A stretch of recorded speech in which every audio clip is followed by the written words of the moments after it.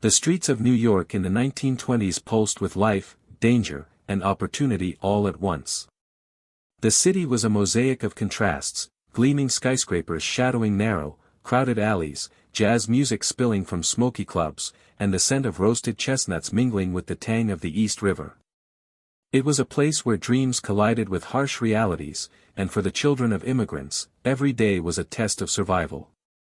Among them, a young boy would rise from the chaos, shaping not only his destiny but the very fabric of organized crime in America. Charles Lucky Luciano was born into this world of stark contrasts, a world where opportunity and violence existed side by side, and where ambition could either build a fortune or bury a life. From an early age, Luciano absorbed the rhythms of the city, the sharp voices of street vendors hawking their wares, the clatter of elevated trains overhead, and the murmurs of men in dark corners plotting their next move. These streets were unforgiving. Poverty and crime were intertwined with the immigrant experience. Families struggled to survive, and children learned quickly that strength and cunning were more valuable than innocence. In this crucible, Luciano's mind began to sharpen, his instincts honed by observation, imitation, and necessity. He watched older boys move with authority, demand respect, and punish betrayal without hesitation.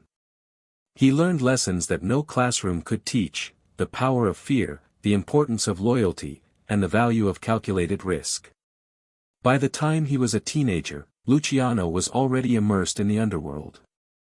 The city's gangs were fragmented and violent, but they offered a strange kind of order amid chaos. He studied their hierarchy, noting who commanded loyalty and who crumbled under pressure. Unlike many of his peers, he was not content with petty theft or aimless violence. He possessed an instinct for organization, a mind capable of seeing patterns where others saw only chaos. He understood that power could be wielded not just through brute force but through strategy, negotiation, and the careful manipulation of trust. Luciano's rise would not be immediate, nor would it be gentle. The streets tested him constantly. He encountered betrayal at every turn, rivalries that threatened his life, and temptations that could derail even the most disciplined youth. Yet, he persisted, learning from every mistake, every confrontation, every near-fatal encounter. There was an almost cinematic quality to his early years, a boy navigating a labyrinth of danger, ambition burning in his chest, eyes constantly calculating the next move. Even in these early years, Luciano's presence was magnetic. Others noticed his combination of charisma and ruthlessness, his ability to inspire loyalty while instilling fear. He began to assemble a network, small at first, composed of other young men who shared his ambition and understood the unspoken rules of the streets. These early alliances would later evolve into the foundation of a criminal empire, yet in these formative moments, they were lessons in human nature as much as tools for survival. He observed how alliances could shift, how friendships could crumble under pressure, and how reputation could become more powerful than any weapon. Every encounter, every narrow escape, and every small victory laid the groundwork for the legend he would become. The boy who darted through crowded tenements, who listened intently to the secrets whispered in dimly lit back rooms, and who learned to read people with uncanny precision, was molding himself into a force that the city had never seen. This was the beginning of a story defined by ambition, intelligence, and an unflinching embrace of the shadows that others feared to enter. The streets of New York were cruel, but they were also a proving ground, and Lucky Luciano was learning to master them, step by deliberate step, destined to rise above the chaos that had shaped him. Before Lucky Luciano emerged onto the scene, the criminal underworld of New York was a fractured and chaotic landscape, a maze of petty gangs, territorial disputes, and short-lived alliances. There was no unifying vision, no centralized authority, and no overarching plan, only fragmented power struggles that left the streets steeped in violence. Italian, Irish, Jewish, and other immigrant gangs carved out their own fiefdoms, each defending their corner of the city with brutal force, often at the expense of anyone who dared cross them. Blood flowed freely in back alleys, and justice, when it came at all, was swift, ruthless, and personal. Life was cheap, and trust was even cheaper. In this fragmented world, ambition alone was rarely enough to survive, let alone thrive. Leaders of these gangs often rose and fell with alarming speed, their power ephemeral and their fortunes unstable. Violence was the currency of respect, and a single misstep could lead to a man's death or a swift betrayal by someone he considered a friend. Corruption seeped into the very fabric of the city. Policemen, politicians, and union leaders could be bought, manipulated, or threatened, but the lack of organization among criminal factions meant that opportunities were often squandered. There was wealth to be had, certainly, but it was unpredictable, risky, and always under threat from rival factions. It was a world where fear ruled as much as loyalty, and where the difference between survival and extinction often came down to cunning, timing, and sheer audacity. For many, crime was a reaction, a desperate response to poverty and discrimination. But there were those rare individuals who saw beyond immediate survival, who imagined what the underworld could become if it were disciplined, structured, and strategically managed. These visionaries were few and far between, and even they had to navigate a landscape littered with unpredictable enemies and deadly rivalries. The chaotic nature of crime at this time created opportunities for those with ambition and intellect.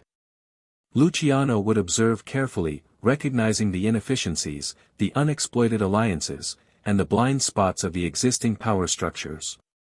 Whereas most gangsters were content to fight for scraps of territory, he envisioned something far greater, an empire built on organization, influence, and a careful balance of fear and respect. The street wars were messy, public, and often self-destructive, a stark contrast to the precise, calculated power he would later wield. Corruption within the city's political and law enforcement systems added another layer of complexity. Some gangs bribed local officials to look the other way, while others faced relentless police pressure that could decimate their operations overnight. Yet despite these dangers, the underworld remained intensely competitive, with each faction vying for dominance. The absence of a unifying structure meant that even the most ambitious plans could collapse under betrayal or incompetence. It was an environment of constant tension, where alliances were temporary, enemies were always lurking, and one wrong move could be fatal. Amid this chaos, the seeds of innovation began to take root. Luciano understood that the traditional ways of operating, violent, disjointed, and reactionary, would eventually leave a clever strategist with an opening. The inefficiency of his predecessors, the short-sightedness of rival gang leaders, and the volatility of the streets were all lessons for him. Every botched robbery, every gang war, every sudden arrest served as a blueprint of what not to do. Unlike his contemporaries, he did not see violence merely as an end but as a tool, a calculated instrument that, if properly wielded, could enforce loyalty, manipulate rivals, and consolidate power. This was a world ripe for transformation, a broken system waiting for someone who could impose order without necessarily inviting total annihilation. The era of chaos, unpredictability, and fleeting loyalties created the perfect storm for a mind like Luciano's. While others were consumed by constant turf battles and narrow-minded rivalries, he began to imagine a different path, one where the underworld could function like a sophisticated organization, where power could be measured, controlled, and expanded systematically. The streets were violent and dangerous, but they were also a proving ground. And in that proving ground, a young man was quietly preparing to rise above the disorder, to exploit the weaknesses of his rivals, and to redefine what it meant to rule the American underworld. In the fragmented, lawless streets of New York, survival was often short-term and brutal, but Luciano saw beyond mere survival. He saw opportunity. He saw strategy. He saw the chance to convert chaos into empire, fear into influence, and fragmented gangs into a unified machine of crime. It was a vision that would not only propel him to the top but would forever change the nature of organized crime, leaving a legacy that law enforcement, rival gangsters, and historians would study for decades to come. Born in Sicily in 1897, Charles Lucky Luciano arrived into a world already steeped in hardship and tradition. His early years were marked by the rhythms of immigrant life, a life defined by hard work, crowded tenements, and a constant struggle against poverty. The streets of Lercara Fritti were narrow, sun-baked, and often dangerous, yet they offered lessons in human nature that no school could teach. From his earliest memories, Luciano was attuned to the delicate balance of power, respect, and survival that governed his surroundings. He witnessed disputes that flared into violence over the smallest slights, and he learned that reputation and perception were as potent as any weapon. Even as a child, he observed the ways people manipulated fear and loyalty to maintain influence, planting the seeds for a mind that would later master the art of organized crime. When Luciano's family immigrated to the United States in 1906, settling in the Lower East Side of Manhattan, he entered a different kind of crucible. New York was a city alive with possibility, but for immigrants, the promise of America was shadowed by struggle, discrimination, and overcrowded living conditions. The tenements of the Lower East Side were dense, stifling, and teeming with people who had arrived with little more than hope and determination. Diseases spread quickly, crime was rampant, and children were forced to grow up fast. In this environment, Luciano's survival instincts sharpened. He learned to navigate the harsh realities of city life, observing how the strong could dominate and the weak could disappear unnoticed. School offered little refuge. While he was intelligent and perceptive, formal education was secondary to the lessons of the street. Luciano quickly realized that respect and authority were earned, often through a combination of fear, cunning, and opportunism. He gravitated toward peers who shared his ambition and his willingness to break rules, finding mentorship in older boys who had already begun carving reputations in the neighborhood. Early confrontations taught him the harsh truths of power: a swift punch, a clever threat, or a timely alliance could elevate a boy above his peers, while missteps could result in humiliation or worse. These lessons were foundational, shaping his understanding of human behavior, loyalty, and manipulation. By the time Luciano was in his early teens, he had already begun his initiation into the criminal underworld. Petty theft, pickpocketing, and small cons became his first steps toward power. Yet even in these seemingly minor crimes, he displayed a rare intelligence and strategic thinking. He learned to gauge the right moments to act, to choose allies carefully, and to exploit the weaknesses of others.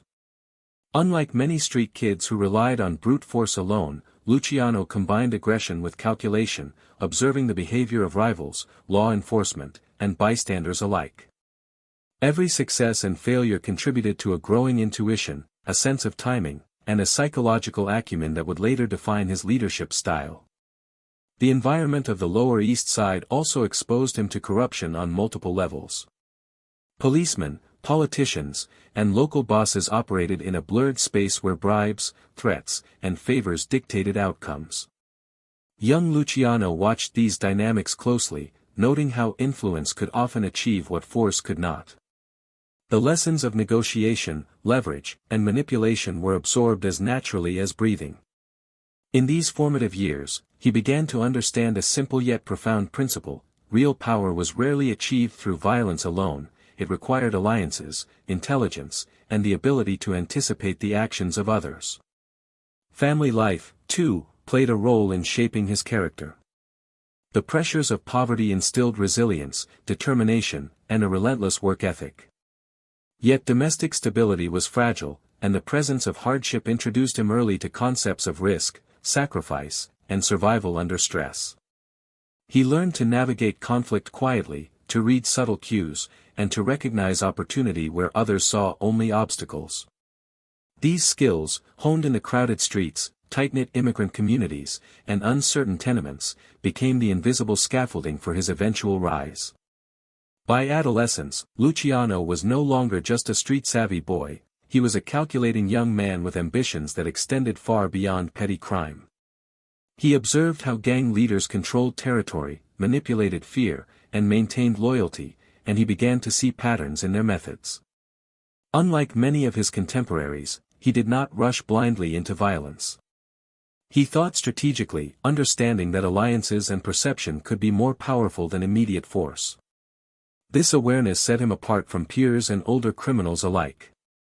It was in these streets, amidst noise, poverty, and the constant threat of violence, that the foundations of Luciano's identity as a strategist, manipulator, and eventual kingpin were laid. The mix of immigrant struggle, exposure to crime, and observation of human behavior created a unique psychological environment. He was learning to read people, assess risks, and recognize opportunities, skills that would serve him well as he transitioned from a street-smart youth to a master of organized crime. Every theft, every altercation, and every observation built his understanding of power, loyalty, and influence, preparing him to navigate a world where only the cunning survived.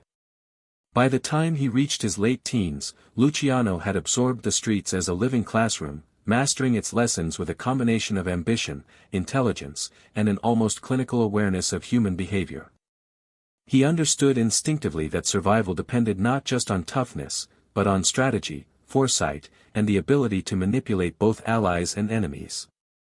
In these early years, amidst the grit and chaos of New York's immigrant neighborhoods, a future kingpin was being forged, a young man who would soon rise above the violence, chaos, and fragmentation of the underworld to become a figure of power, influence, and infamy that would redefine organized crime in America.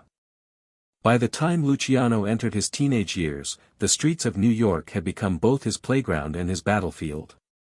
The Lower East Side, with its labyrinth of alleys, tenements, and crowded marketplaces, was a world that demanded cunning, speed, and a sharp mind. Luciano quickly realized that brute force alone could not secure respect or survival. Intelligence, timing, and psychological insight were just as vital. He gravitated toward groups of boys who shared his ambition, his fearlessness, and his willingness to bend the rules. In these gangs, every member had a role to play, and every misstep could result in injury, humiliation, or worse. Luciano began learning early that leadership was not about who could hit the hardest, but about who could anticipate, manipulate, and control. His initiation into the gang world was gradual but decisive. Small acts of theft, pickpocketing, and scams taught him the mechanics of crime. He observed which cons succeeded and which failed, noting that the difference was often rooted in human behavior rather than luck. The ability to read a person, to sense fear, hesitation, or greed, became a powerful tool in his arsenal. Early on, he discovered the importance of alliances, who could be trusted, who could be used, and who would inevitably betray you. Every interaction on the street was a test, and Luciano's mind absorbed the lessons with remarkable clarity, transforming minor experiences into tactical understanding. Violence was ever present, and Luciano learned to wield it with precision. Unlike many of his peers, who reacted impulsively to provocation, he measured his strikes, using them to establish authority without overexposing himself to risk. A well-timed act of aggression could cement loyalty among allies, deter rivals, and enhance his reputation. He quickly earned a reputation for being both fearless and cunning, a combination that made him respected, feared, and, most importantly, listened to. In the dangerous ecosystem of street gangs, perception often mattered more than reality, and Luciano understood how to cultivate both. The mentors he encountered during these formative years played a pivotal role in shaping his approach to crime. Older, experienced criminals took notice of his intelligence, ambition, and ability to navigate complex social dynamics. They offered guidance, intentionally or not, through observation and challenge. Luciano learned the unwritten rules of the streets: respect must be earned, loyalty is conditional, and betrayal is inevitable. He saw how miscalculations could lead to death, how overconfidence could dismantle even the most promising career, and how subtle manipulation often outperformed raw aggression. Each lesson became a building block in a mind that was already beginning to operate several steps ahead of everyone else. But Luciano's ambitions were never satisfied with small-time hustles. While other teenagers were content to dominate a block or earn quick money, he envisioned more extensive operations. He began experimenting with the orchestration of minor crimes, observing how coordination and planning could yield far greater returns than impulsive acts. He also realized the value of reputation and fear. The right act at the right time could elevate him above rivals, attract loyal followers, and create opportunities for alliances that might last for years. In these early maneuvers, he was not just committing crime, he was studying human psychology, assessing risk, and learning the art of influence. The neighborhood itself served as both a proving ground and a classroom. Luciano watched rival gangs clash over territory, noting the mistakes of both the aggressors and the defenders. Some relied solely on strength, some on intimidation, and others on fleeting alliances. Luciano understood that none of these approaches were sustainable. There was a pattern to the chaos, a rhythm to human behavior under stress, and he began to internalize it. These insights would later become foundational principles in his orchestration of more complex criminal enterprises. In addition to external observation, personal encounters shaped his strategic mindset. Encounters with betrayal, near-fatal fights, and close escapes forced him to refine his instincts and decision-making. Each confrontation offered lessons about loyalty, timing, and the delicate balance between risk and reward. Over time, he became not only adept at self-preservation but also skilled at manipulating perception. By the age of 16, he was already exercising influence over peers, subtly steering their actions and decisions in ways that would benefit him, the early roots of leadership that would one day redefine organized crime. By the end of his teenage years, Luciano had transformed from a street-smart boy into a calculated and ambitious young man. He possessed a keen understanding of power dynamics, the ability to anticipate rival behavior, and an unflinching willingness to use violence when necessary. His early years in the gang world taught him to balance aggression with strategy, fear with respect, and loyalty with pragmatism. Each act of petty crime, each alliance forged, and each rival intimidated was a step toward a larger vision, a vision that extended far beyond the crowded alleys of the Lower East Side. This was the moment when Luciano truly began to distinguish himself from his contemporaries. While others were consumed by short-term survival and impulsive conflicts, he was cultivating a long-term approach to influence and control. The streets had tested him, shaped him, and, in many ways, prepared him to rise above the chaos. It was here, among the tension, danger, and opportunity of the teenage underworld, that Luciano began to craft the principles that would later define his empire: strategic foresight, calculated ruthlessness, and an unerring ability to manipulate both men and circumstances to his advantage. The foundations of the modern American mafia were being laid, one carefully orchestrated act at a time. By the early 1920s, Luciano had moved beyond the streets, beyond petty thefts and teenage rivalries, into a world where ambition demanded structure, strategy, and vision. The chaotic landscape of New York's underworld, with its fragmented gangs and endless turf wars, was fertile ground for someone who could think differently, someone who could see opportunity in disorder. Luciano observed the patterns of failure all around him: gangs decimated by internal betrayal, rivals destroyed by impulsive violence, and leaders undermined by short-sighted decisions. He realized that if he wanted to survive, and dominate, he needed to impose order where there was none. He began to envision the underworld as more than a collection of violent individuals. He saw it as a system, capable of functioning like a business, with strategy, accountability, and hierarchy.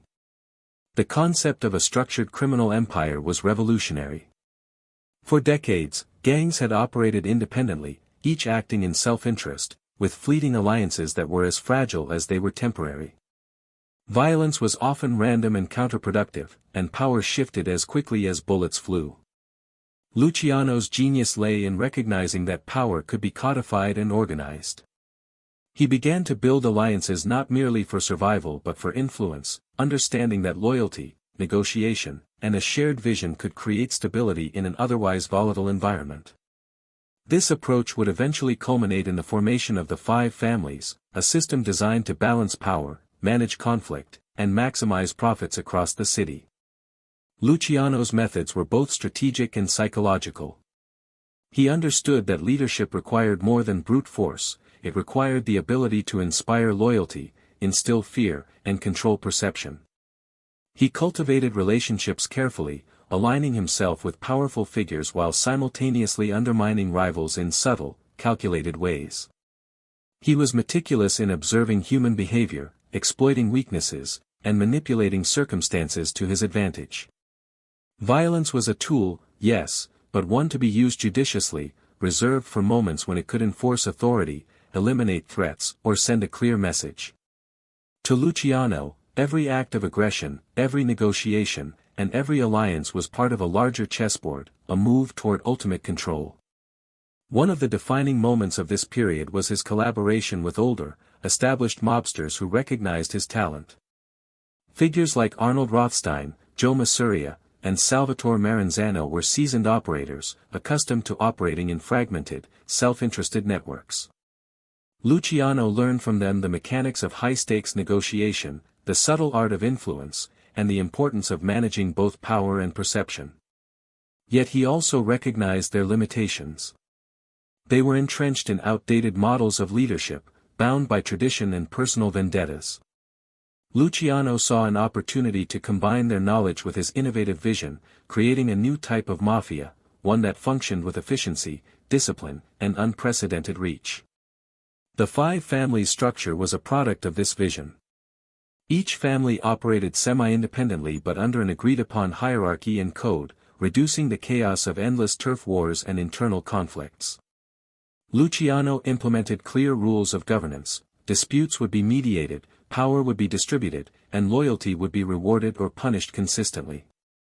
This system allowed for both stability and flexibility, ensuring that ambition could be channeled without triggering endless cycles of violence. It was a corporate approach to crime, blending traditional mafia codes with modern organizational principles. Luciano's organizational genius extended beyond mere structure. He understood the importance of diversifying operations, integrating different enterprises under one network. Gambling, bootlegging, extortion, and later narcotics were coordinated across families, maximizing revenue while minimizing internal conflict. Communication channels, trusted lieutenants, and loyalty-based hierarchies became essential tools for controlling operations across the city.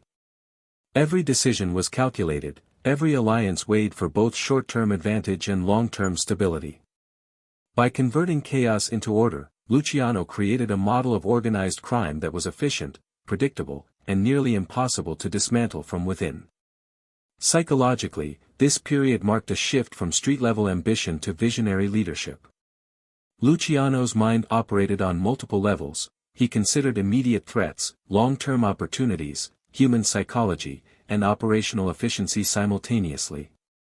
His ability to anticipate rival moves, influence decisions, and maintain the loyalty of associates demonstrated a level of sophistication unmatched in his era. He was not just a gangster, he was a strategist, a psychologist, and a tactician, applying lessons learned from street fights, betrayals, and alliances to orchestrate an empire that was both feared and respected. Luciano's rise was also defined by the contrast between old and new. The traditional mafia, bound by rigid Sicilian customs and personal vendettas, was ill-prepared for the scale and ambition of modern crime in America. Luciano represented a new breed, pragmatic, ruthless when necessary, but visionary in his approach. He was willing to break tradition, forge alliances with former enemies, and prioritize strategy over emotion.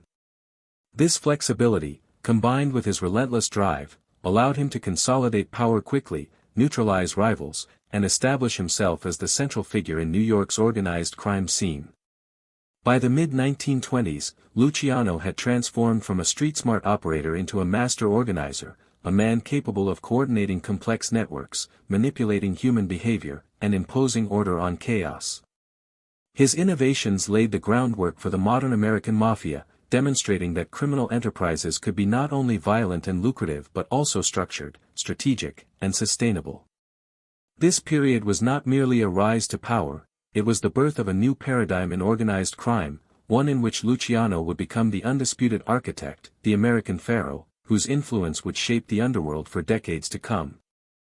In the world Luciano was building, loyalty was more than a virtue, it was a currency, a code, and a weapon all at once.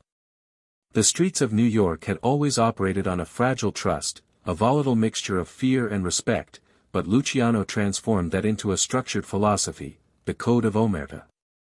This was a set of unspoken rules, a moral and psychological framework that dictated behavior within the mafia. It demanded absolute loyalty, enforced silence, and punished betrayal with swift, often lethal consequences. To Luciano, the code was not merely tradition, it was a tool of control, a way to bind his associates to him, to ensure the survival and efficiency of the empire he was constructing. The principles of Omerta were deceptively simple on the surface: never betray a family member, never cooperate with law enforcement, and always protect the interests of the organization above personal desires. Yet underneath lay layers of psychological complexity. Luciano understood that fear alone could maintain obedience, but loyalty required something more, a mixture of respect, admiration, and perceived benefit. He cultivated this carefully, rewarding those who demonstrated allegiance, providing opportunities for advancement, and creating an environment where betrayal carried consequences so severe that it became unthinkable. Through this combination of incentive and intimidation, he transformed a group of disparate criminals into a cohesive, disciplined network. The psychological impact of the Code of Omerta was profound. Men who might have once acted on impulse, driven by anger, greed, or personal vendetta, were now operating within a predictable framework. Their choices were guided not only by the fear of punishment but by the internalized understanding that their survival, status, and future depended on obedience and discretion. The code imposed a structure that elevated intelligence and strategy over brute force. It encouraged patience, foresight, and calculated action, qualities that aligned perfectly with Luciano's vision. He had effectively created a moral economy in which trust and secrecy were as valuable as money or weapons. Luciano also recognized the importance of ritual and ceremony in reinforcing the code. Initiations, symbolic acts, and oaths bound individuals psychologically and emotionally to the organization. Once a man had taken the pledge, he was no longer a free agent but part of a larger system, invested in its success and constrained by its rules. Luciano leveraged these bonds to consolidate power, ensuring that those who were trusted most had the most to lose. The fear of dishonor, disgrace, or death kept potential traitors in check, while loyalty became a badge of identity, intertwining personal pride with organizational fidelity. Yet Omerta was not only about internal discipline, it was also a defensive strategy. The mafia's survival depended on secrecy. Law enforcement scrutiny, rival gangs, and public attention could all dismantle an empire if information was carelessly shared. Luciano's insistence on absolute silence created a protective shield around the organization. Even under immense pressure, most members could be counted on to uphold the code, knowing that the repercussions of failure were far more dangerous than any external threat. By embedding this discipline into the culture of his empire, Luciano ensured that intelligence, influence, and power remained centralized, secure, and resilient against both internal and external challenges. The code also shaped interpersonal dynamics within the organization. Loyalty was rewarded with trust, power, and opportunity, while betrayal was met with swift, often brutal punishment. These rules influenced human behavior in subtle but profound ways. Men learned to calculate risk, manage emotions, and weigh decisions carefully. Alliances became strategic, friendships transactional, and respect earned rather than assumed. The psychological mastery required to navigate this system created an elite cadre of operatives who could execute complex tasks, enforce authority, and protect the empire without constant oversight. Luciano himself was a living embodiment of the Code of Omerta. He demanded it from others while modeling it himself, demonstrating loyalty to those who earned it and ruthlessness toward those who threatened it. His adherence to the code created credibility, a rare currency in the criminal underworld. Associates understood that his words were binding, his threats real, and his alliances enduring, at least for those who respected the rules. This credibility amplified his power, allowing him to negotiate with rivals, broker deals, and orchestrate operations with a level of authority few could challenge. The interplay between loyalty and fear under Omerta also shaped the empire's resilience. Internal conflicts, disputes over territory, and personal grievances could have torn the organization apart. Instead, the code provided a predictable framework for resolution. Mediation, negotiation, and sanctioned enforcement replaced impulsive retaliation. The organization became more stable, more predictable, and ultimately more powerful. By embedding these psychological controls, Luciano not only maintained authority but also enhanced the efficiency and profitability of the criminal enterprise. In essence, the Code of Omerta was both a moral compass and a tactical weapon. It transformed individuals from unpredictable actors into disciplined participants in a larger system, binding them through fear, respect, and mutual benefit. Luciano's genius lay not merely in his ability to enforce these rules, but in his understanding of their psychological underpinnings. He had created a world in which loyalty was self-reinforcing, secrecy was sacred, and power was concentrated at the top. The code was the invisible architecture of his empire, and it was as much a testament to his intellect as it was to his ruthlessness. Through Omerta, Luciano created more than an organization, he created a culture. One in which respect, fear, and discipline were inseparable, where obedience was incentivized, and betrayal carried a certainty of consequence. It was this system of loyalty and fear that allowed him to rise above the chaos of the streets, to consolidate fragmented gangs into a cohesive machine, and to build an empire capable of controlling the underworld with unparalleled precision. The psychological depth and structural ingenuity of Omerta would remain one of Luciano's most enduring legacies, influencing organized crime long after his own reign had ended. With a disciplined organization in place and loyalty codified through the code of Omerta, Luciano turned his attention to the lifeblood of power, money. Crime was no longer a series of chaotic skirmishes over territory or petty thefts, it had become a business, an enterprise that could be scaled, diversified, and maximized for profit. Luciano approached illicit operations with the same meticulous planning that a corporate executive might bring to a legitimate company. Every venture was calculated, every risk measured, and every opportunity leveraged. The streets, which had once been a proving ground for survival, were now a sprawling marketplace where power and profit were intertwined, and Luciano was determined to dominate it. The era of prohibition presented a unique opportunity. With alcohol outlawed, the demand for illicit liquor skyrocketed, creating a multi-million-dollar black market. Luciano, recognizing the potential, moved swiftly to control distribution networks, smuggling operations, and supply chains. Bootlegging was no longer about making a quick profit, it was about creating an organized system that ensured consistent revenue while minimizing exposure to law enforcement. He forged alliances with other criminal elements, negotiated territories, and established rules for cooperation, turning what was once a dangerous gamble into a structured and lucrative enterprise. The efficiency of these operations demonstrated his brilliance. Violence and chaos were replaced by strategic planning, logistics, and careful oversight. Beyond bootlegging, gambling became another cornerstone of his empire. Luciano recognized that vice could be as profitable as contraband, and casinos, illegal betting parlors, and numbers rackets offered endless opportunity. He transformed gambling from a disorganized, chaotic pastime into a tightly controlled industry, establishing trusted operators, enforcing rules, and systematically eliminating threats. Every bet, every establishment, and every syndicate under his supervision was an extension of his broader vision, the consolidation of power and wealth. In doing so, he blurred the line between crime and commerce, demonstrating that illicit operations could function like legitimate businesses with proper management. Labor racketeering provided yet another avenue for influence and profit. Unions, docks, and construction projects offered opportunities to manipulate wages, control workforces, and extract payments from employers seeking peace on the waterfront. Luciano mastered the delicate balance of intimidation and negotiation, using both to secure compliance without unnecessary exposure. By controlling unions and labor, he not only enriched himself but also expanded his reach into legitimate sectors, creating a network of influence that extended far beyond the immediate underworld.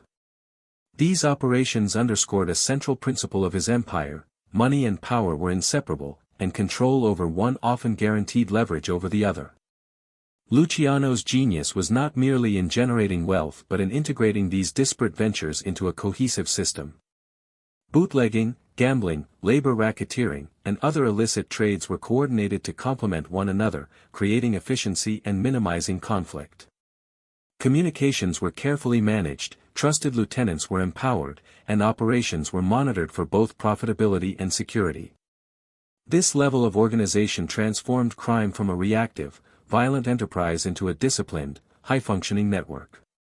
Associates were not just operatives, they were managers, enforcers, and strategists, all aligned under Luciano's overarching vision. The psychological dimension of his business acumen was equally important. Luciano understood that perception and reputation could be leveraged as effectively as money.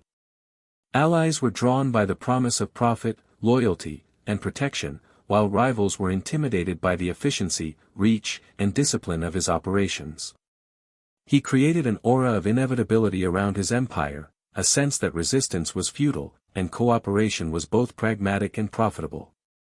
Through careful management, he instilled confidence in his followers and fear in his enemies, using the twin engines of psychology and economics to reinforce his dominance. Even in moments of competition or confrontation, Luciano demonstrated remarkable strategic restraint. Unlike impulsive rivals who resorted to immediate violence, he evaluated situations for long-term benefit. An enemy might be humiliated, neutralized, or co-opted, but rarely eliminated in a way that would destabilize the broader system. This measured approach ensured continuity, allowed for expansion, and reinforced the perception of Luciano as both cunning and unstoppable. He was building more than an empire, he was engineering a legacy, one decision at a time. The scope of his operations also reflected a sophisticated understanding of human behavior and social influence. Luciano recognized that money could buy loyalty, silence, and influence, but only when combined with careful management, psychological insight, and the selective use of fear. He incentivized productivity, rewarded loyalty, and punished betrayal, ensuring that every operative understood their role and their stakes.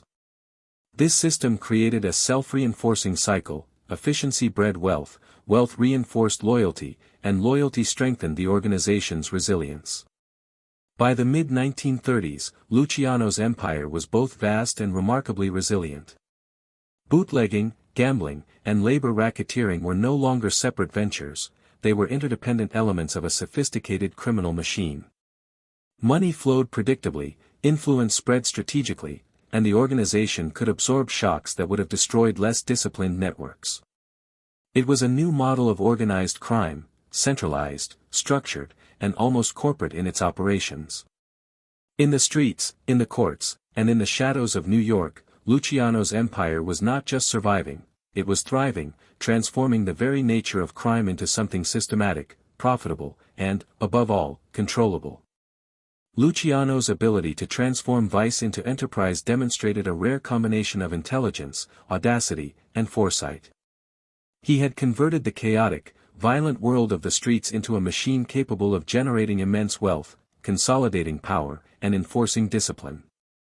Every bootlegging route, every gambling parlor, and every labor contract became a building block in a carefully engineered structure, a testament to his vision, strategy, and mastery over both people and circumstance. Through these ventures, Luciano not only enriched himself but also solidified his place as the architect of modern organized crime, a figure whose methods would define the underworld for generations to come. As Luciano's empire grew, so too did the complexity of his relationships. Allies could be both assets and liabilities, while enemies lurked in every corner, waiting for the slightest misstep to strike. The criminal underworld was a theater of constant negotiation, betrayal, and strategic maneuvering, and Luciano quickly learned that maintaining power required as much attention to human psychology as to operational logistics. Every alliance had to be cultivated carefully, every rival assessed meticulously, and every subordinate managed with precision. In this environment, trust was rare, and loyalty was both earned and enforced, a delicate balance that could determine life or death. Alliances were a central tool in Luciano's consolidation of power. He knew that no man could dominate the entire city alone. By forging relationships with influential figures across ethnic and organizational lines, he could expand his influence while minimizing conflict. These alliances were often pragmatic rather than personal. Friends today could become rivals tomorrow, and enemies might become collaborators if circumstances demanded. Luciano approached these relationships with calculated detachment, always measuring potential benefits against risks, and always positioning himself at the center of any emerging network of influence. Among his key allies were figures who commanded respect and influence within their own communities. These relationships allowed Luciano to extend his reach, control critical territories, and secure profitable operations. By leveraging the strengths of others, he could focus on strategic planning rather than engaging in every street-level conflict personally. He nurtured loyalty through a combination of incentives, protection, and the promise of power, creating a network of men who were invested in his success and dependent on his guidance. Each alliance reinforced his position, allowing him to operate with a level of authority that few rivals could challenge. Yet for every ally, there were enemies, men who resented his rise, feared his influence, or sought to exploit his ambition. Rival gangsters, threatened by the consolidation of power, plotted his downfall in quiet corners, sending messages of intimidation or organizing violent attacks. Luciano understood that these threats were inevitable, part of the natural tension within a competitive and violent ecosystem. Rather than reacting impulsively, he studied his adversaries, seeking weaknesses and patterns he could exploit. Patience became a weapon, manipulation, a tool, and intelligence, the sharpest edge in his arsenal. Betrayal was a constant concern. In a world governed by shifting alliances and the relentless pursuit of power, even the most trusted associates could be swayed by opportunity or fear. Luciano's mastery of psychological influence allowed him to anticipate such moves, preemptively neutralizing threats while rewarding loyalty in ways that made betrayal unthinkable. He carefully observed human behavior, noting insecurities, ambitions, and tendencies, and used this knowledge to maintain control over a vast and often volatile network. Fear and respect were intertwined, reinforcing one another in a delicate equilibrium that kept the organization cohesive. Conflict within the underworld was not only inevitable but necessary. Turf wars, disputes over profits, and challenges to authority tested Luciano's leadership and his system of organization. Yet he approached these conflicts strategically, often resolving disputes through negotiation, intimidation, or calculated displays of power rather than reckless violence. By controlling the narrative and timing of confrontation, he maintained the upper hand while minimizing risk. Rival factions learned that to challenge Luciano was to risk more than just territory or profit, it was to threaten one's life and future. In this way, he transformed conflict into a tool of discipline and consolidation, rather than chaos. Luciano's ability to manage enemies and allies simultaneously was a testament to his vision and intellect. He understood that power was not static, it required constant adjustment, foresight, and adaptability. Each decision, each negotiation, and each confrontation had ripple effects across the underworld. A rival neutralized too aggressively might provoke retaliation, an ally neglected might turn treacherous. Luciano navigated these dynamics with a combination of calculation and instinct, positioning himself as the central figure around whom the fate of the city's criminal ecosystem revolved. The psychological tension of maintaining this balance was immense. Luciano operated under constant pressure, aware that any miscalculation could unravel years of careful planning. He cultivated an image of invincibility, projecting confidence, decisiveness, and ruthlessness, while quietly managing the fears, ambitions, and expectations of those around him. This duality, public projection versus private strategy, allowed him to maintain authority while minimizing overt conflict, making his empire both feared and remarkably stable. Through careful orchestration of alliances and management of rivals, Luciano not only survived the turbulence of the underworld but thrived within it. His network became more than a collection of criminal enterprises, it became a disciplined ecosystem in which loyalty, fear, and ambition were carefully balanced to sustain long-term power. Allies provided resources, information, and protection, while enemies were monitored, manipulated, and neutralized when necessary.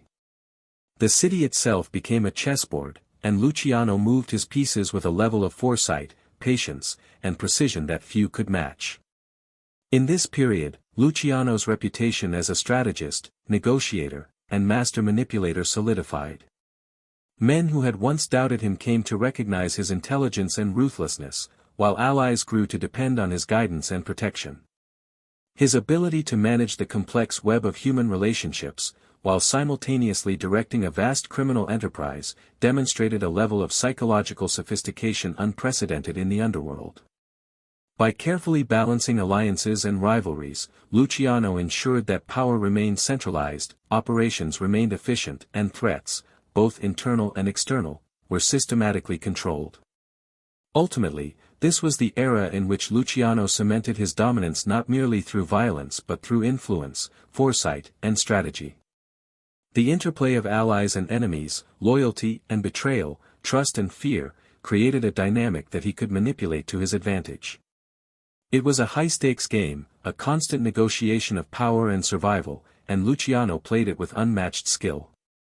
Through these relationships, both fragile and enduring, he solidified the foundations of an empire that would endure far beyond his own lifetime, a testament to his genius, ambition, and ruthless understanding of human nature.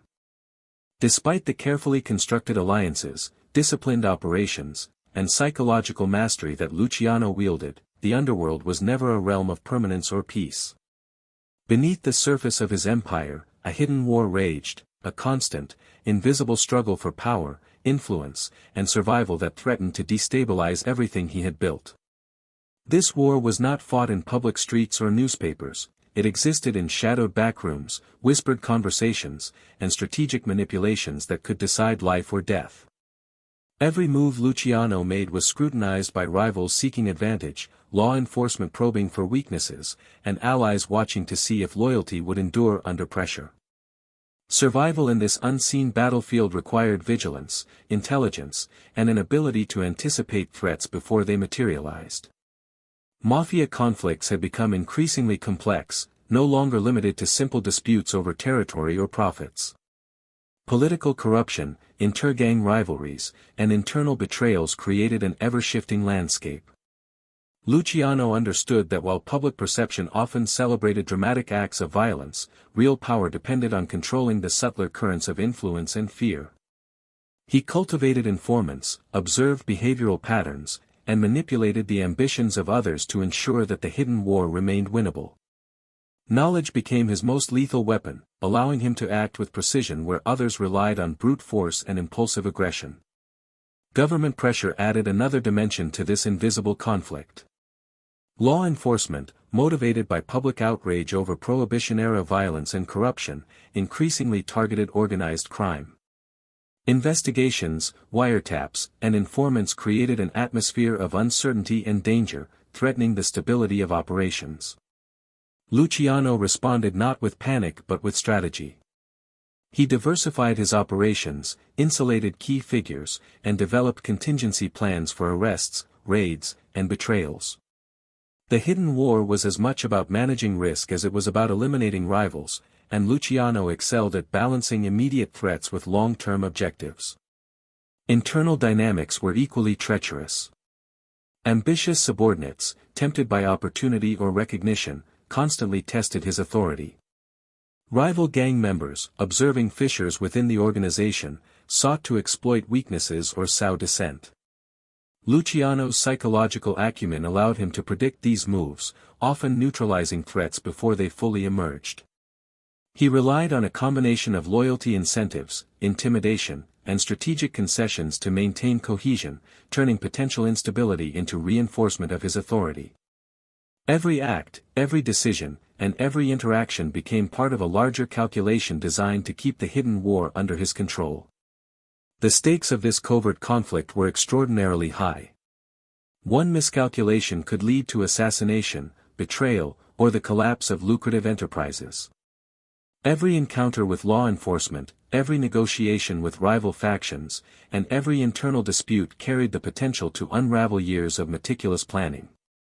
Luciano's genius lay in his ability to see multiple moves ahead, anticipating the motivations and reactions of all players involved.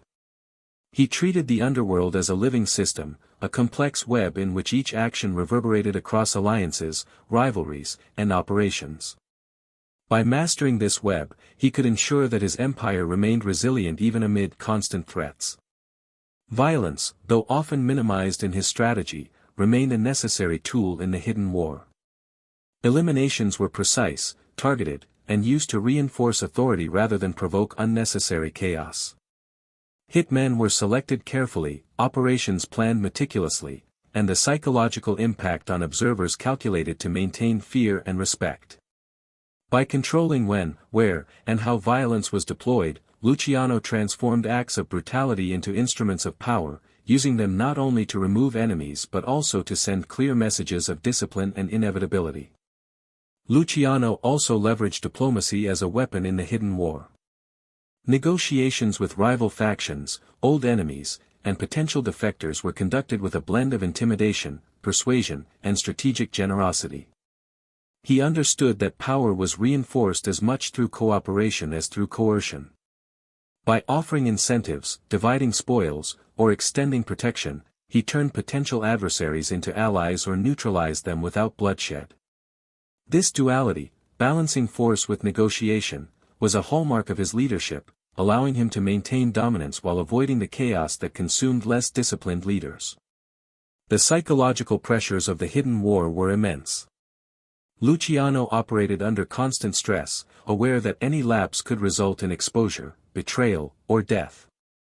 Yet he cultivated a sense of calm, projecting confidence and control to both allies and enemies. This persona of invulnerability reinforced his authority, making rivals hesitate and followers trust implicitly. In an environment where uncertainty ruled, the perception of stability became as powerful as the reality of strategic control. Through this invisible, relentless struggle, Luciano demonstrated a level of sophistication unmatched in the criminal world. He integrated intelligence gathering, psychological manipulation, tactical violence, and strategic diplomacy into a coherent system of survival and dominance.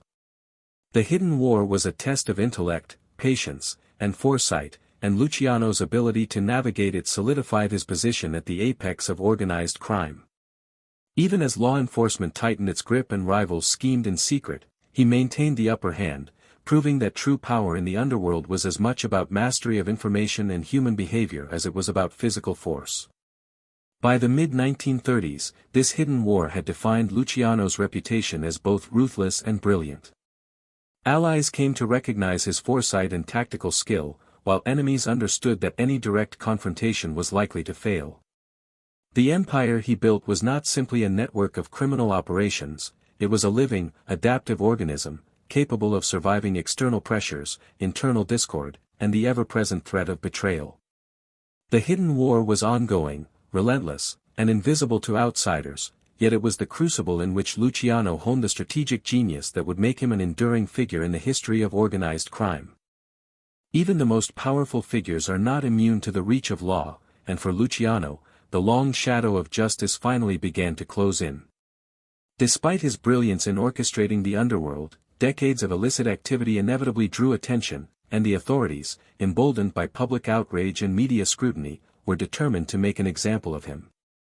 His arrest was not a sudden, chaotic event but the culmination of years of meticulous investigation, informants, and mounting evidence. It marked the first visible crack in the empire he had spent years carefully constructing, a moment where the invisible war he had mastered collided with the very real machinery of law enforcement. Luciano's arrest was both a tactical and psychological shock to the underworld. Men who had once followed him without question were suddenly reminded that even the most powerful could be brought low. The meticulously constructed networks of influence and loyalty were now under strain, as associates feared that association could bring them under scrutiny as well. The streets, which had once been a predictable chessboard, now resembled a minefield, each step potentially triggering exposure or betrayal. The arrest underscored a fundamental truth: power, no matter how disciplined or strategic, is vulnerable when external forces mobilize against it. The circumstances leading to his capture were rooted in both chance and strategy.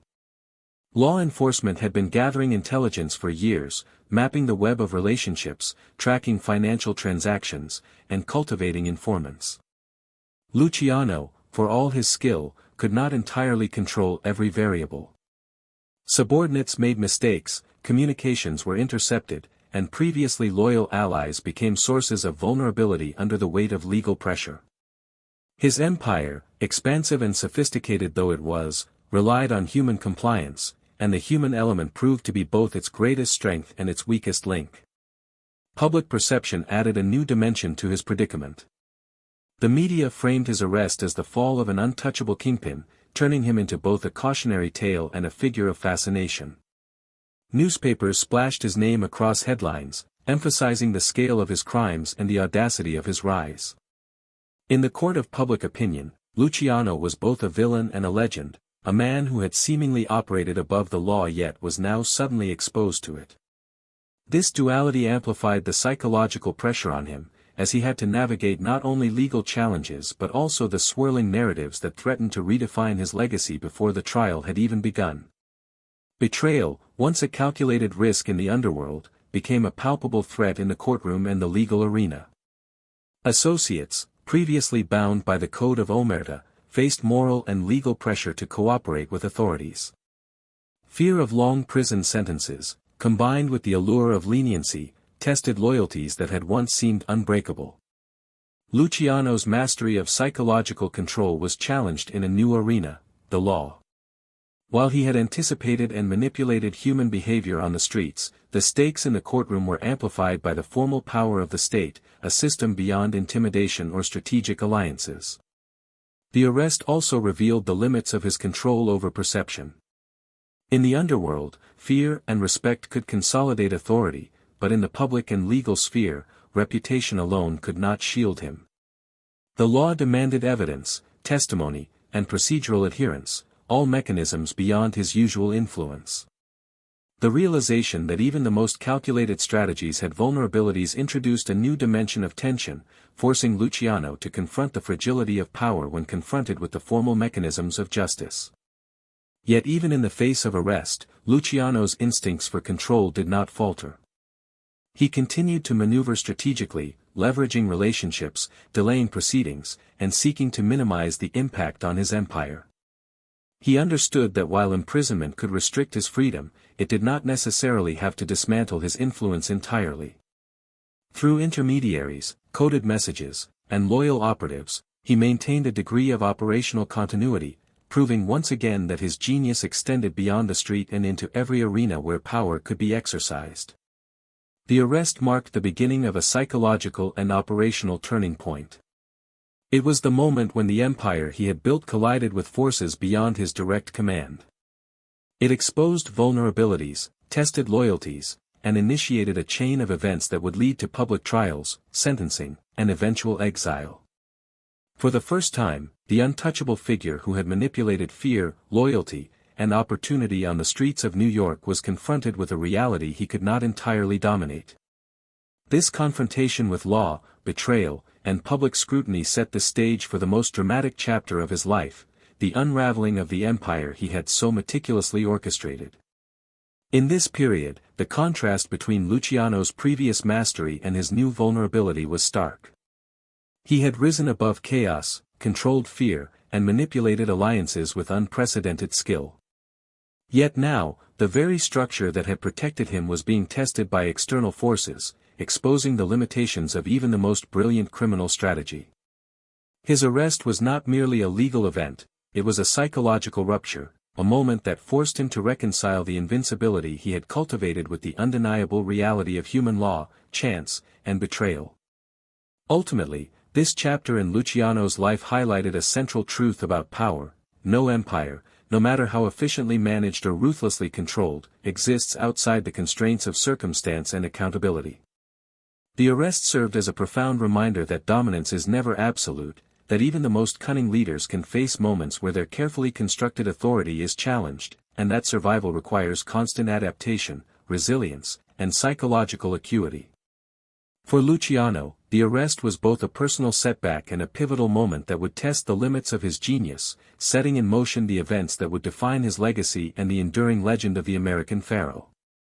The courtroom became a stage, a theater of power, fear, and spectacle where the life and legacy of Lucky Luciano were to be contested under the unblinking gaze of the public and the press. For years, he had commanded respect and obedience in the shadows, manipulating events with precision and foresight, yet now, under the harsh lights and formal rules of the justice system, he was exposed to forces he could not fully control. Every step, every word, every gesture would be scrutinized, dissected, and interpreted by prosecutors, jurors, and an eager public that had been fed a steady diet of sensationalized accounts of his empire. The trial was not merely a legal proceeding, it was a battle for perception, a struggle for narrative dominance that would define how history remembered him. From the opening moments, the atmosphere was electric. Reporters filled the galleries, cameras recorded every movement, and the public followed proceedings with fascination bordering on obsession. To them, Luciano was more than a criminal, he was a symbol of the era, a figure who had risen from the slums to control a vast underworld with audacity and intelligence. Yet, to the authorities and prosecutors, he was a target, a man whose influence had corrupted labor unions, manipulated politicians, and profited from illegal enterprises on an unprecedented scale. The courtroom was a battleground where morality, legality, and public sentiment collided, and Luciano found himself navigating an arena far more complex than any street negotiation or gangland maneuver.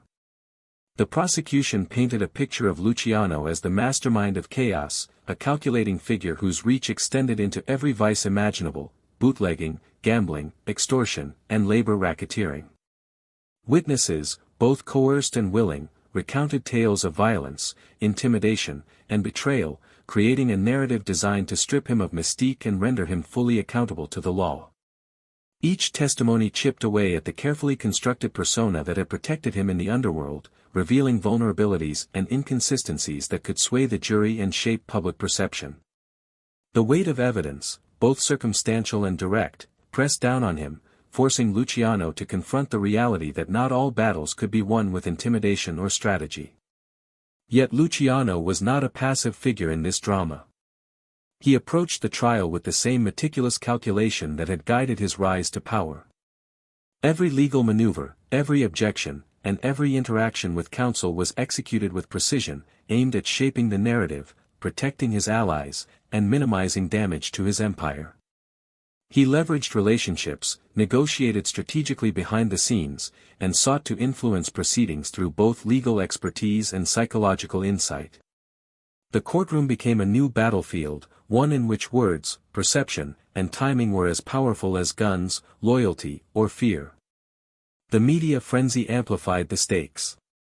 Newspapers published lurid headlines, portraying him alternately as a cunning genius, a ruthless criminal, or a folk hero of the streets. Public opinion swirled unpredictably, influenced by half-truths, sensationalized accounts, and the inherent fascination with power, crime, and the underworld. In this environment, Luciano's every move was magnified, the slightest misstep could have catastrophic consequences. Yet, he remained composed, aware that controlling perception was nearly as crucial as controlling operations. His calm in the face of scrutiny, his strategic engagement with allies and intermediaries, and his ability to navigate a hostile environment demonstrated a mastery of influence and resilience that few could match. The trial also exposed the fragile loyalties within his network. Some associates faced moral and legal pressure to cooperate with authorities, testing the bonds that had once seemed inviolable under the Code of Omerta. Fear of imprisonment, combined with the promise of leniency, created fissures within the organization, revealing that the structures Luciano had built, while formidable, were not impervious. Observing these tensions, Luciano adapted, negotiating behind the scenes, offering protection, and applying subtle psychological pressure to maintain cohesion. The trial became not just a legal contest but a test of loyalty, influence, and control, a microcosm of the underworld he had mastered on the streets. Courtroom strategy became an art form. Luciano's legal team employed delay tactics, challenged witnesses, and exploited procedural loopholes, buying time and shaping the narrative to his advantage. Meanwhile, he maintained communication with key operatives outside the courtroom, ensuring that his empire remained operational despite the personal risk.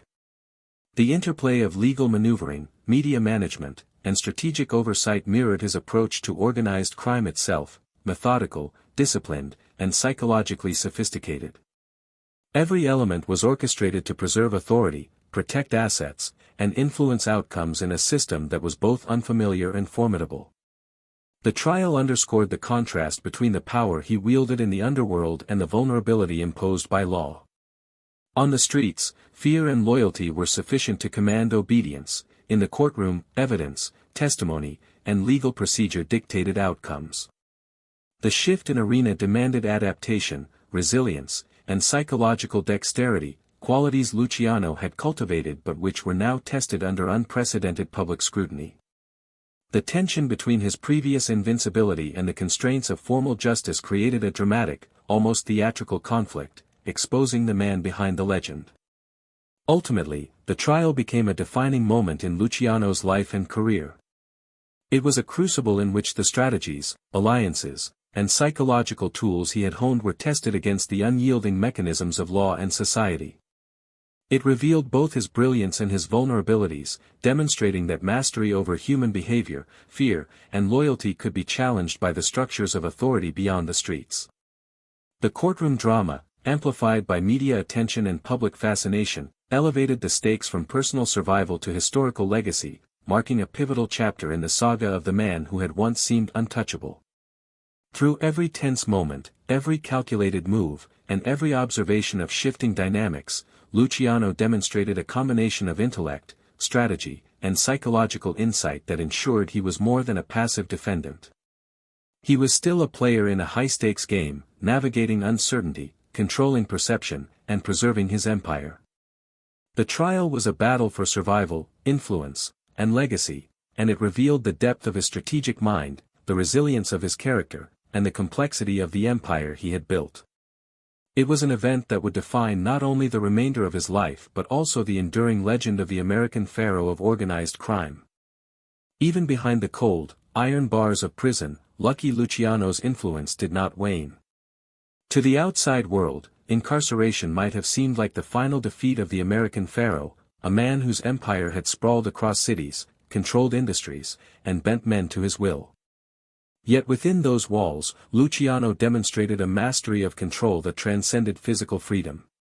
Prison, with its strict routines, surveillance, and limited resources, became another arena for strategy, manipulation, and assertion of power. He understood that confinement could not diminish the authority he had built, rather, it was an opportunity to reassert dominance in a different form, to maintain influence over his operations and to remind both allies and adversaries that his reach extended far beyond the streets. Luciano's first priority in prison was to secure his position and protect himself. The penitentiary was a volatile environment, filled with men of various backgrounds, rivalries, and ambitions. Violence, intimidation, and survival instincts dominated daily life. Yet Luciano approached this environment as he had the streets, mapping out hierarchies, identifying allies, and assessing potential threats. He cultivated relationships with guards, inmates, and prison staff, leveraging charm, negotiation, and subtle psychological manipulation to create a buffer around himself.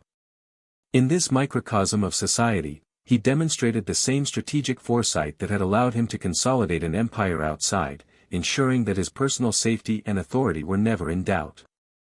But security was only the beginning. Luciano's genius lay in extending influence beyond his immediate surroundings. Through a network of intermediaries, coded messages, and trusted lieutenants on the outside, he continued to direct operations, manage alliances, and maintain control over his criminal enterprises. Business did not stop because he was confined, rather, it was recalibrated to account for new constraints. Orders were transmitted through channels designed to minimize exposure, profits were monitored, and disputes were resolved through proxies who remained loyal to him. The empire he had meticulously built functioned as an organism, resilient to the sudden absence of its leader, and Luciano was the unseen hand guiding its operations with precision. This period also highlighted his psychological mastery. Inmates and officials alike came to recognize Luciano not merely as a prisoner, but as a figure whose reputation and intellect commanded respect. Fear and admiration worked in tandem, creating an aura of authority that was impervious to physical confinement. Men deferred to his judgment, navigated interactions cautiously, and even rival factions recognized the strategic advantage of aligning with or at least not antagonizing him. His presence was felt in every negotiation, every decision, and every movement within the prison, proving that true power was as much about perception and influence as it was about physical dominance. Luciano's ongoing control of operations outside prison walls also demonstrated his foresight and adaptability. He anticipated that his absence could embolden rivals, destabilize alliances, and generate conflict within his organization. To mitigate these risks, he established clear lines of communication, appointed trusted lieutenants to manage day-to-day affairs, and maintained a system of oversight that reinforced loyalty and accountability. He understood that an empire could fracture quickly in the absence of centralized authority, and he took every precaution to ensure continuity, stability, and profitability. Even behind bars, Luciano's mind remained a hub of strategy, coordination, and decision-making. The influence he wielded from prison also revealed a sophisticated understanding of human psychology. Luciano knew that fear, respect, and perception were tools that could extend power even in constrained circumstances. By carefully cultivating his image as untouchable, intelligent, and omniscient, he ensured that associates, rivals, and even law enforcement officials perceived his authority as enduring.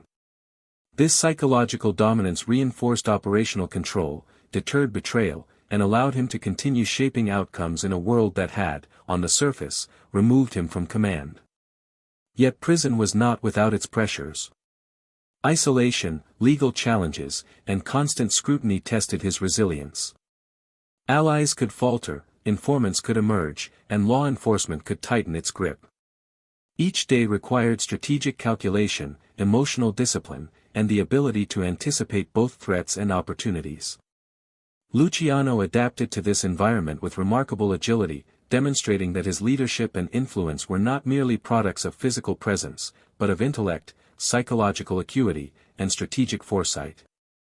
The ability to maintain authority from prison also had a broader symbolic impact. To the public and the underworld alike, it reinforced the mythos of Luciano as a figure whose power transcended ordinary constraints.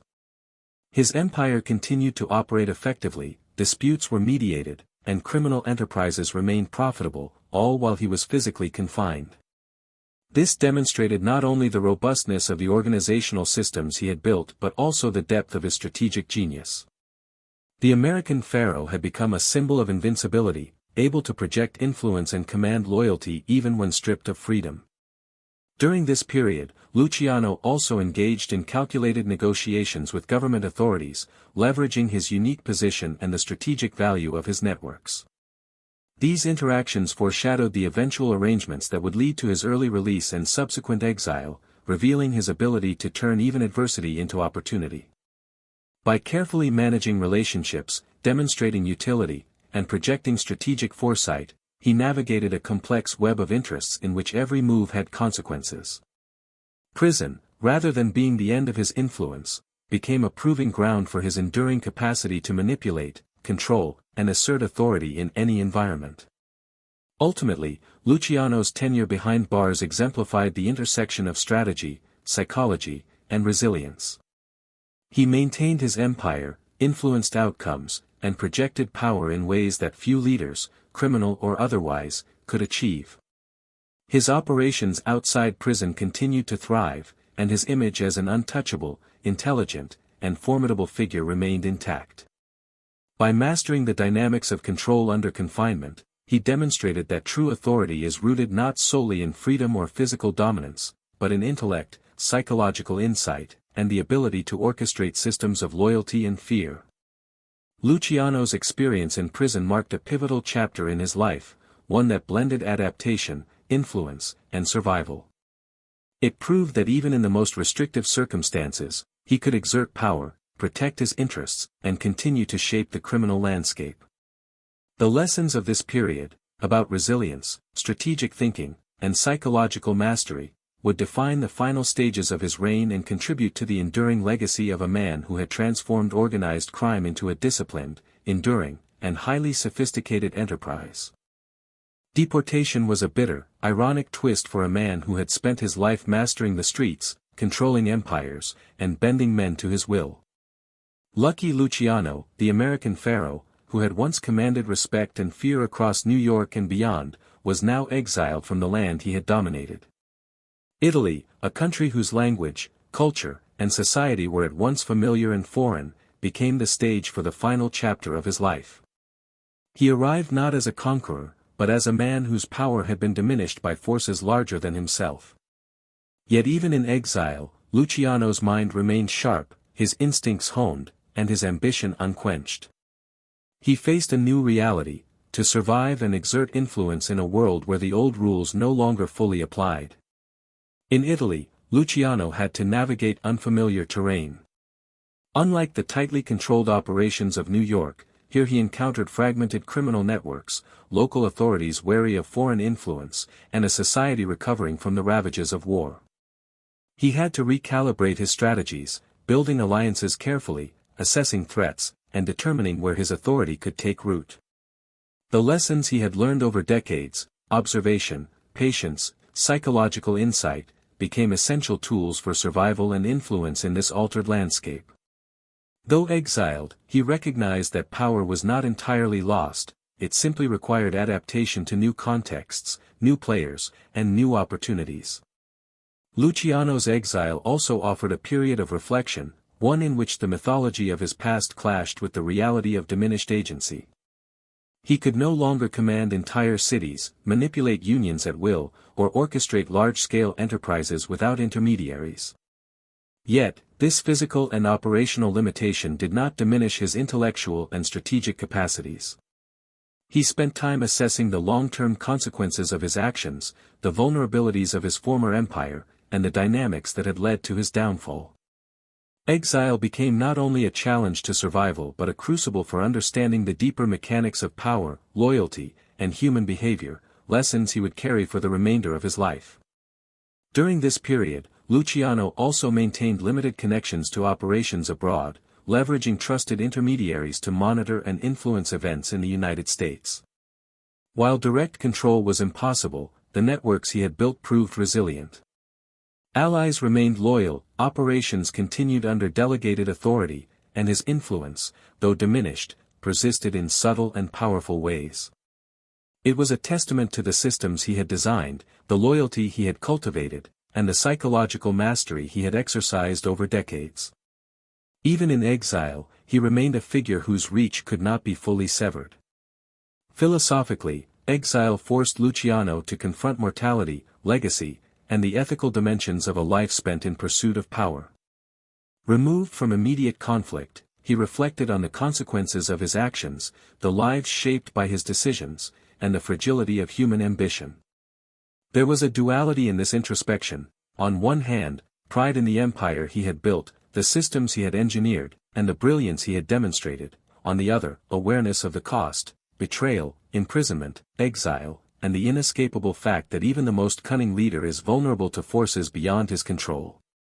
This period of reflection humanized a figure often mythologized as untouchable, revealing the complexity and depth of a man whose life was as strategic as it was turbulent. Exile also offered moments of opportunity and reinvention. Luciano engaged with political actors, leveraged his expertise in organized networks, and explored avenues for influence that transcended the traditional boundaries of criminal enterprise. He adapted his skills to new circumstances, demonstrating that leadership, negotiation, and psychological insight were portable assets, applicable even in contexts far removed from the streets of New York. While the scale of his power had diminished, the essence of his strategic genius endured, manifesting in more subtle, intellectual, and calculated forms of influence. During his final years, Luciano cultivated a reputation abroad that was both feared and respected. He became a figure whose authority was recognized not through sheer force or direct control but through reputation, intelligence, and the demonstrated capacity to orchestrate outcomes indirectly.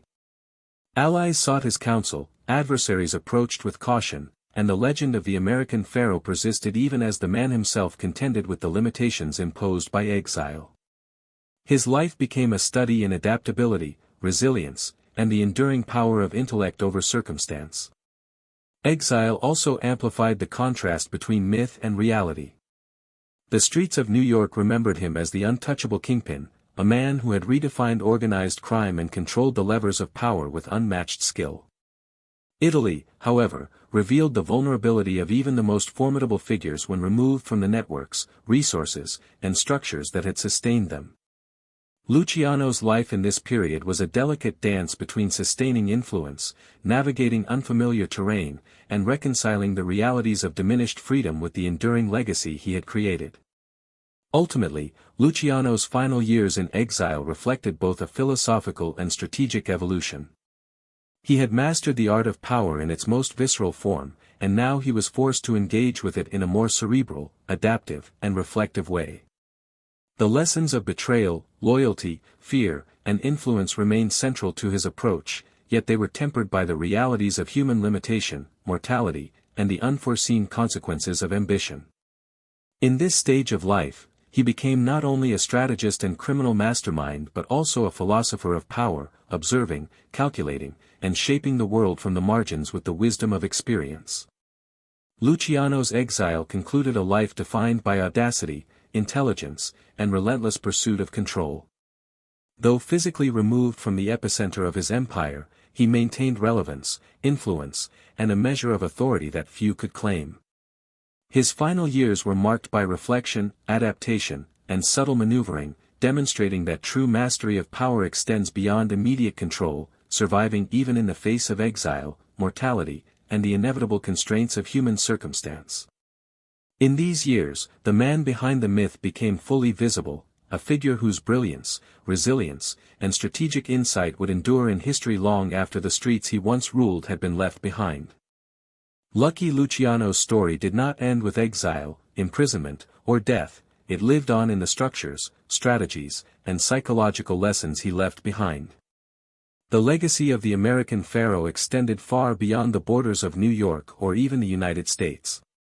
He transformed organized crime from a chaotic, fragmented collection of street gangs into a sophisticated, hierarchical, and efficient enterprise that operated with the precision of a corporation. This transformation was not merely operational but cultural, reshaping the psychology of loyalty, influence, and fear in ways that would resonate for decades. His methods created a blueprint, a codified approach to power that subsequent generations of criminals could study, imitate, and adapt, ensuring that his impact would be felt long after he was gone. Luciano's reorganization of the mafia into a cooperative system, famously known as the Commission, was perhaps his most enduring contribution. By centralizing authority, mediating disputes between families, and creating a network that balanced competition with collaboration, he instilled a level of order that was previously unimaginable in the underworld. The Commission reduced unnecessary bloodshed while enhancing efficiency, allowing criminal enterprises to operate with minimal disruption and maximum profitability. This innovation reshaped the landscape of organized crime, providing a model that other criminal organizations around the world would emulate. By instituting rules, hierarchies, and mechanisms for dispute resolution, Luciano demonstrated that even the most illicit operations could benefit from strategic planning, disciplined oversight, and long-term vision. Beyond operational innovation, Luciano's legacy was deeply psychological. He understood that power was as much about perception as it was about action. Fear, respect, loyalty, and manipulation were tools to be wielded with precision. He demonstrated that a leader's influence extended far beyond immediate control, that systems of loyalty could be engineered, and that human behavior could be anticipated, shaped, and harnessed. These lessons were not merely theoretical, they were proven in practice across decades of leadership, conflict, and strategic maneuvering. Subsequent generations of organized crime figures internalized these principles, shaping their own operations in ways that echoed Luciano's psychological sophistication. His impact also reached into popular culture, shaping the myths and legends of the mafia that endure to this day.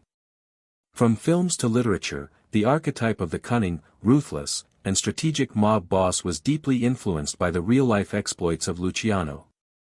The blend of intelligence, audacity, and psychological mastery that defined his career became the template for fictional and cultural representations of organized crime.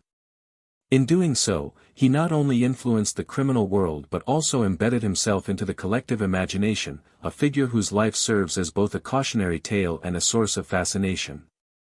Luciano's influence extended to the mechanisms of modern crime as well.